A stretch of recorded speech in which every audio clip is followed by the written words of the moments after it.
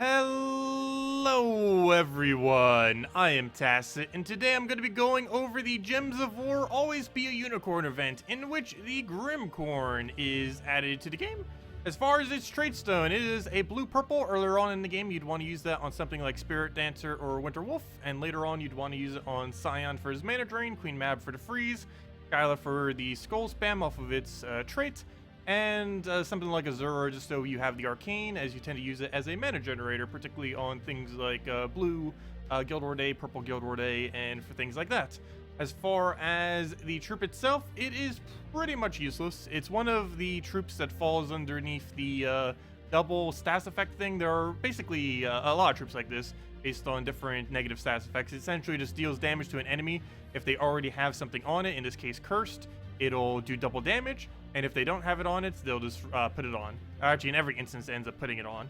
But yeah, it's not really that good. There's this for stun, there's this for burn, there's this for pretty much everything for the most part, and every single one of them is just completely useless. I would not really advise using this. It does have Jinx, which is okay, but other than that, it doesn't really have anything going for it, and there are much better curse options out there. So you'd basically just be getting it for its trait stones and just to have it upgraded for kingdom purposes.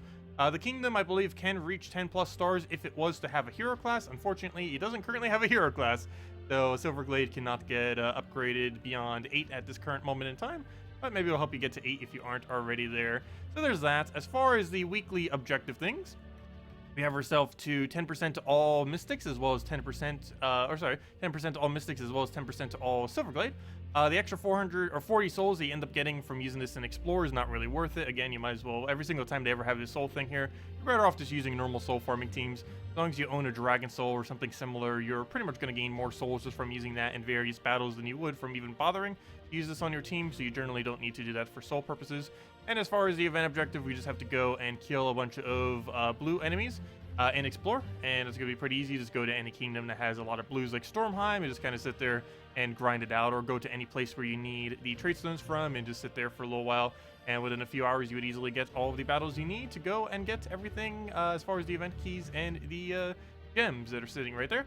As far as the event keys this week, I would not really advise opening them. They are mainly just, or they are only Silverglade drops. Silverglade doesn't have anything too particularly good. It has Christinex as a legend, it has Queen Aurora as a mythic. However, other than that, it doesn't really have much of noteworthiness, and even those two instances aren't really the best of things that are very situationally used. Like, for example, Christinex occasionally on green or blue Guild Wars, and Queen Aurora mainly to cover the gaps in mana. However, the Possessed King is normally used in most situations instead, particularly in context of delves and stuff like that. Really, the only time you bring Queen Aurora out is mostly for Guild Wars, I would say, very so occasionally. But yeah, I would just hold out on event keys, not really much in the drop table unless you just desperately wanted to get that mythic and haven't had the chance to do so yet. As far as the event, of course, we just have a standard Tower of Doom. At this time, it's going to be blue. The weapon is not that good. It's one of those HP kind of ones, and you're not really going to want to really upgrade this one up. If you have the previous blue Doom weapon, you're going to want to put all your scrolls into the previous one, the ones that ends up doing Doom Skulls. You're pretty much going to want to leave this unupgraded, as it is a pretty bad weapon.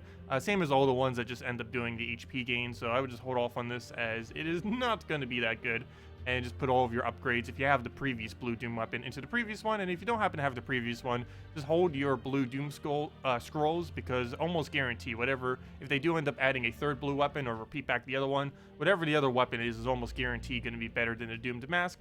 But for completionist purposes, you might want to get it. And if you don't get it through gems, you can of course get it through the Soul Forge for a small amount of resources, so you can do it that way as well through this week. As far as the other weekly stuff, we do have something pretty big coming. On this Friday, we're going to be getting a brand new faction. Has a lot of great summon stuff, and it's probably going to be one of the more annoying factions to do on pure faction, but we are getting, probably most noteworthy, is a really good banner off of it. A +2 brown, +1 yellow, -1 purple, which is an insanely good banner. Another one of those minus purples that have +2 brown, but still, it's a really good coloration that it has on it. It's going to be good with Cockatrice. It's going to be good with a lot of various Mountain Crusher teams and just other similar teams that like using a lot of brown, since obviously every brown gives you barrier, and every hero class that has that kind of mechanic are pretty strong right now. So we'll see exactly how that banner pans out on this Friday with the new faction. Other than that, of course, we have Crypt on Tuesday. We're going to be having an Orc pet on Wednesday. Thursdays is going to be the Divine Priest class, and then of course Friday we are getting the new faction. We are also getting a new update. It's probably not coming this week, however, we are probably getting it within another week or two, probably by the end of this month. No official date has been given. But yeah, we should have a new patch, and one nice thing that that patch is bringing in, among many other things, is the ability to actually copy-paste teams. So whenever I show teams for like these kind of videos, I'll actually easily be able to have them probably as the first comment in the video, and then you guys can just copy-paste them instead of having to put in each troop one at a time and change your hero class and wasting a few minutes. You can pretty much get it done within seconds starting next patch, so it's going to be pretty cool among a few other changes that's going to be bringing. Anyways, to the Soul Forge, we have ourselves a few things that are worth crafting. One is that weapon, if you want to go get it just for the sake of getting it, which is underneath over here. I believe it's all the way at the bottom. Actually, it'd probably be a little bit closer to the top if you haven't gotten it yet. But it's an okay price. I personally would just throw gems at it, but if you don't want to go throw gems at it, you can get it through a secondary means by doing that this week. And other than that, there are two troops worth possibly crafting, and that is Ketchus the Bull and Ubistet this week, as well as Dragon Soul if you don't currently own it. Dragon Soul is one of the only legends, if not the only legend, that I would say is worth actually crafting 100% of the time if you do not currently own it. So if you don't currently own a Dragon Soul and you have 800 diamonds, you probably want to pick it up. It's one of the best soul farming troops, if not the best soul farming troop in the entire game. It's also particularly good in Dragon teams, and while Dragon teams are only really ran in early game and mid game, they are still decently powerful, and you can still use this to soul farm throughout the entirety of the game, regardless of how viable it is as a damage source. One thing that makes it particularly noteworthy, other than its 15 soul gain, is if you have 4 dragons on your team, it'll be doing 20 damage to all enemies per cast, and that is regardless of what your other stats are. So even if you're a newer player and you don't have much of a damage yet, you can just simply put it with a bunch of dragons, and then you're doing 20 to everything already. So a really great troop to have. Other than that, Ketchus and Ubistet, both of which are ran against higher level content. Ketchus more so towards mid-range, however you can feed it with Yasmin's Pride and HP gains, attack gains, armor gains. He ends up having a decent, oops, come on, click. We have a decent, come on! It doesn't want me to click today. It has a 2-to-1 boost ratio based on attack, life, and armor, and this will end up increasing the amount of damage I'll end up doing on this ability. Another thing that's coming next patch is automatic boost ratios, so we won't have to add up all these numbers and divide them by 2, as well as many other troops that'll be benefiting from that. But yeah, it just does a lot of damage to one enemy and then 2 to adjacents. Generally, you use them by casting the second slot and then hitting the 4th.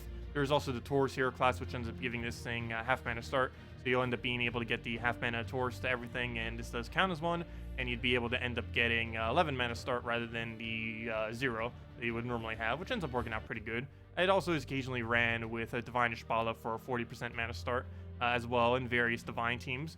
And it's mostly ran for, I would say, mid-level delves for the most part. Once you're something like a Gargoyle isn't as effective anymore, you can use a Ketchus the Bull, and it ends up being a little bit more effective to about level 200 delves for the most part.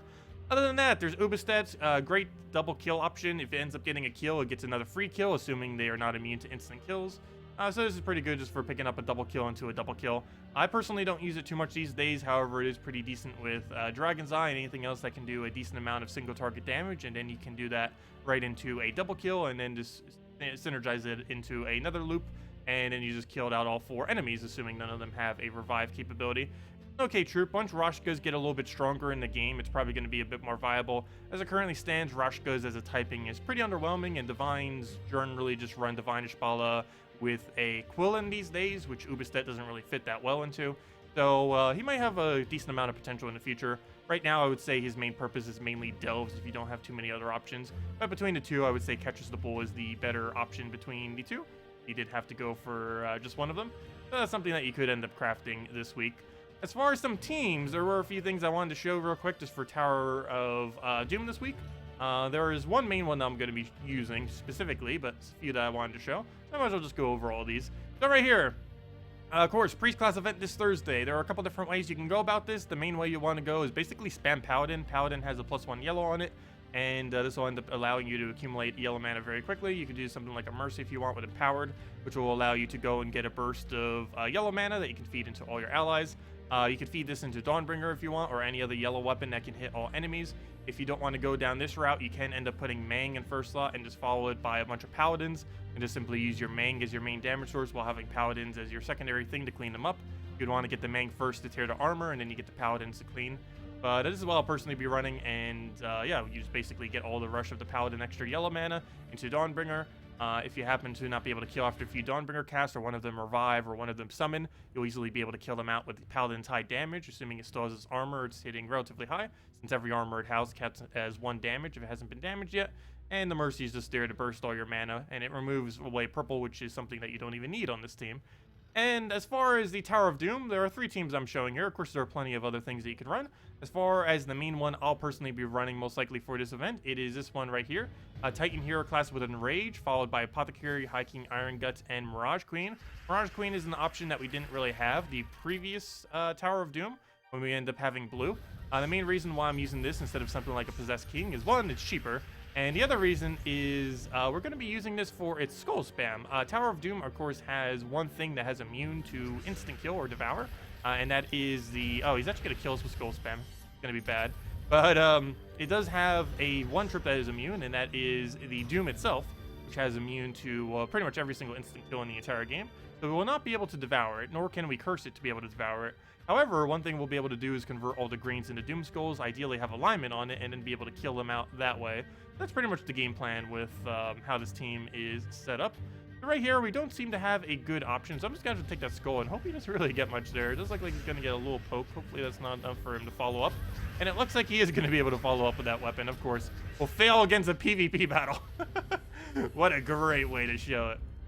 Now let's get into another one. Luckily, we did not have to worry about Doomskull spam in Tower of Doom, because that will not exist. There's a lot of Death Mark that you might have to deal with, but that's why we're using Apothecary. Apothecary does have a cleanse that will be able to remove all the Death Marks from your team and just not have to deal with it. So that's pretty much the whole premise that we're going for there. We have cleanse, we have all the browns we'll need, get both of them up. We have our Devour rate that will keep you able to get there. And of course, in Tower of Doom, you will have slightly higher attack as well, since you're getting attack from the extra scrolls that you keep getting throughout the battles, particularly power scrolls, which ends up giving a little bit to everything. And let him poke us here. We're already entangled, so it doesn't really matter too much. We need to get this to make sure we can go get our Devour. Probably on something like Hero, as he seems to be the biggest threat. Unfortunately, with our lower attack, that will not be enough, so we'll get our Mountain here, be able to get us a barrier again, and then we can go and get the last of our mana, throw it back down again, and we should be good to go from there, as long as this actually gets ourselves the Devour. It wants to be really unlucky today, doesn't it?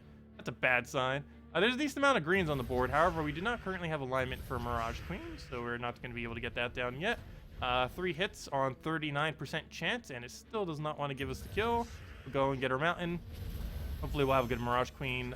Looks like we can take 2 pokes. Oh, no, we can take an extra turn now. It's actually creating green for us, which is quite convenient. So we will be able to get that in. They'll also get the curse to get rid of his immunities for anything that might have had immune to Devour. He didn't actually have any. However, if his team did have any, we would have been able to Devour it then. The only instance that wouldn't have worked on, of course, is the Doom itself, since it has immune to everything, and that does include curse as well. So apparently, High King Iron Gut just does not want to Devour. However, in the context of Tower of Doom, you will probably have an attack value that is around about 10 higher than you normally would between Power Scrolls and randomly finding attack scrolls. So your attack will be a decent amount higher. And he just does not want to Devour today. That is what, 6 cast? 5 or 6 casts at 39%? That is excessively unlucky. Watch, he's going to do it now because we already won. Nope, he still doesn't want to do it. Well, we'll go for the purples there. Get him the last little bit of mana. Though at this point, we might as well just get Mirage Queen alignment because he does not look like he's going to be able to get that. So we're just going to kill it this way, just for fun. Will he get it? No! That is what, 8 cast on 39%? That is very unlucky. That's him. And there's 2 other teams I just wanted to show real quick that are a bit cheaper or a bit different, depending on how you want to go about them. So one of them is this blue team right over here. Really ridiculously cheap, absolute cheapest that you could do that would viably get it done. Just simply the hero weapon of Mang into Triple Dwarven Gate. You can also go Mang into Apothecary with 2 other troops. However, Triple Dwarven Gate is literally the cheapest you can go. Put a nice double blue in there and just start getting them up by there. You could also go with a +2 brown, +1 blue, or something like that if you wanted to go down that route. But basically, the whole premise is you just use Titan Mang. You have your thing set to barrier every single brown, and that alone should be enough for you to get everything done. Ideally, you'd also want to get Enrage, and of course, all the immunities. So you don't have to get rid of all your traits if they stun you or anything like that.